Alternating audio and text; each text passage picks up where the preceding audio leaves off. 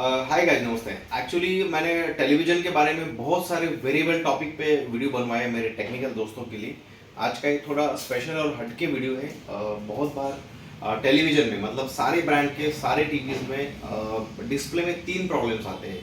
पहला प्रॉब्लम आता है डिस्प्ले फ्लिकरिंग होना, दूसरा आता है पर्टिकुलर जगह पे पिक्चर जंपिंग करना और तीसरा प्रॉब्लम आता है कि बहुत पिक्चर स्नो होना।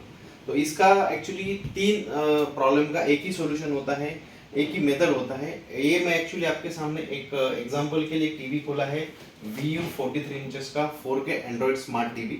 एक्चुअली इस मॉडल में मोस्टली LG का पैनल यूज किया गया है कंपनी ने, काफ़ी बेहतरीन क्वालिटी है। और इस टीवी में इशू ये था कि ये जब भी टीवी हम लोग ऑन करते थे तो ये पिक्चर फ्लिकरिंग करता था, पिक्चर जंपिंग करता था और जंपिंग करने की वजह से पिक्चर सही दिख नहीं रहा था, पिक्चर में डिस्टर्बेंस आ रहा था। तो एक्चुअली हमारे कोई क्लाइंट थे, उन्होंने एक्चुअली ये बहुत सारे कंपनी में भी अप्रोच किया। तो उन्होंने सब बोला कि डिस्प्ले रिप्लेस करना पड़ेगा, इसका डिस्प्ले चेंज करना पड़ेगा। किसी और सर्विस सेंटर को दिखाया तो उन्होंने कहा कि इसका बॉन्डिंग करना पड़ेगा, कोफ रिप्लेस करने पड़ेंगे, टीवी का जो है स्कैलर कोफ रिप्लेस करना पड़ेगा, तब जाके ये टीवी बनेगा। तो ऐसे 2-3 लोगों ने 2-3 अलग अलग सलाह दी। ये टीवी मेरे पास जब आया किसी के रेफरेंस के जरिए तो उन्होंने भी कहा कि सर इसको बॉन्डिंग करना है, पैनल को ठीक करना है, इसका स्कैलर और कोफ रिप्लेस करना है।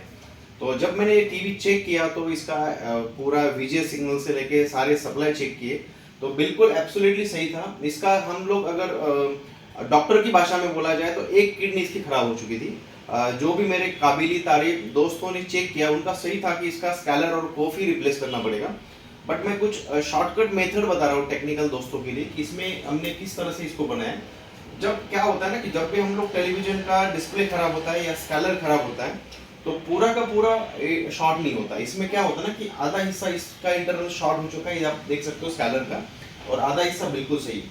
तो हम लोगों ने क्या किया कि इसका जो स्कैलर है, इसका स्कैलर का आधा हिस्सा हमने NC किया, मतलब इसको LVDS को निकाला, उसकी आधी जगह पे हमने ट्रिप्स लगाया, चिकन टेप लगाया या फिर कुछ उसको NC किया, मतलब वो कांटेक्ट ना करे।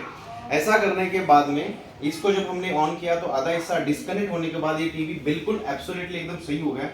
बहुत बेसिक तरीके होते हैं जो पैनल को ठीक कर सकते हैं हम लोग। बहुत सारे टेलीविजन में हर एक ब्रांड में OLED से लेके प्लाज्मा तक और LED LCD से लेके मॉनिटर तक सारे टीवी में बहुत सारे पार्ट होते हैं जो कि बेमतलब या प्रोटेक्शन के लिए लगाए जाते हैं। उसको हम लोग हटा के या उनका प्रोटेक्शन डायरेक्ट करके हम टीवी को ठीक कर सकते हैं। एक्चुअली इस टीवी का यहाँ पे डिस्प्ले करप्ट हो चुका है, आप अगर देखेंगे तो यहाँ पे ब्लैक स्पॉट दिख रहा है आपको। तो उतने ब्लैक स्पॉट की वजह से पूरा पिक्चर जंपिंग कर रहा था, फ्लिक हो रहा था। तो हमने इसको शॉर्टकट मेथड, कस्टमर का पैसा बचाया, टीवी को वर्किंग कंडीशन किया, ये चलेगा साल 2 साल 2-4 साल तकलीफ नहीं देगा।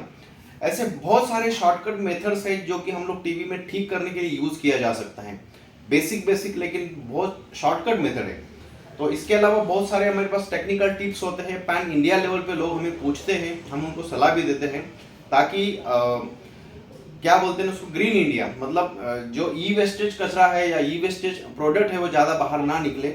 मैक्सिमम इलेक्ट्रॉनिक कंपोनेंट ठीक होने से हमारा पूरे मतलब जनरेशन से लेके सारी चीज़ों के लिए फ़ायदा होता, गवर्नमेंट से लेके इंडिविजुअल लोगों तक सबका फ़ायदा होता है।